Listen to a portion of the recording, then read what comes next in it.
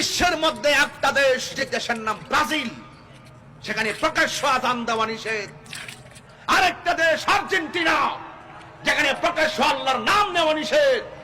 ওই দেশ যেখানে আল্লাহর নাম নেওয়া হয় না, সেই দেশের সাপোর্ট নিয়ে বাংলাদেশের লাল সবুজের সোনার বাংলাদেশে ওই দেশের পতাকা মানাই না। তোকে মানলে মানার মতোই তোকে মানতে হবে। এই যুবক, amazing figure and fighter, look at me, there is no god but Allah, Muhammad is the messenger of Allah. তোমাকে মানার মতোই মানতে হবে। আজকে ভাইয়ে ভাইয়ে দ্বন্দ্ব হয়ে যাচ্ছে। এক বাবাকে দেখলাম, জিজ্ঞেস করলাম বিল্ডিং এর এই কালার কেন? বলে যে আমার ছেলে আর্জেন্টিনার সাপোর্টার, তাই আমি আর্জেন্টিনার পতাকা দিয়ে 10 তলা বিল্ডিংটারে সাজিয়েছি। ওই বিল্ডিং ভিন্ন দেশের পতাকা দিয়ে সাজাইবার আগে, সন্তানকে ব্যাংকের টাকার মালিক বানাইবার আগে, সন্তানকে কুরআন সুন্নাহর আলোকে আলোকিত করতে হবে। কথা বলেন ঠিক কিনা বলেন? এই কথাগুলো যখন আমি বলি, এক শ্রেণীর লোক বলে যে আমি নাকি স্বাধীনতায় আঘাত করি।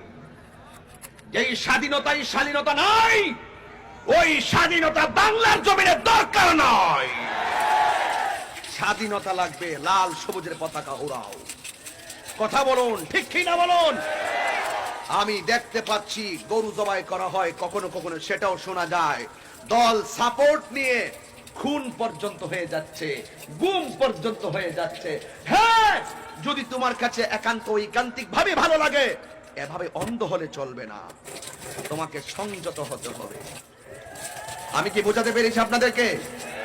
এই জন্য আমি বলেছি মানুষের মতো মানুষ হতে হবে। উদখুলু ফিস সিলমি কাফা, পরিপূর্ণ মুসলমান হতে হবে। অর্ধেক ধরবেন, অর্ধেক মানবেন।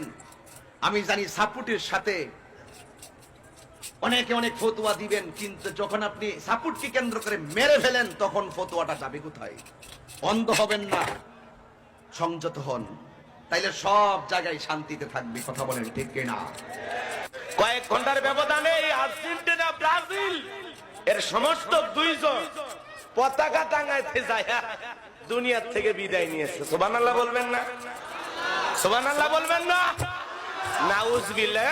যুবক, আর্জেন্টিনার পতাকাকে ভালোবেসে, ব্রাজিলের পতাকাকে ভালোবেসে জীবন দিয়ে দিলা, একবারও পরকালের কথা চিন্তা করলা না। কথা কন নাকি আপনারা? ভালোবাসা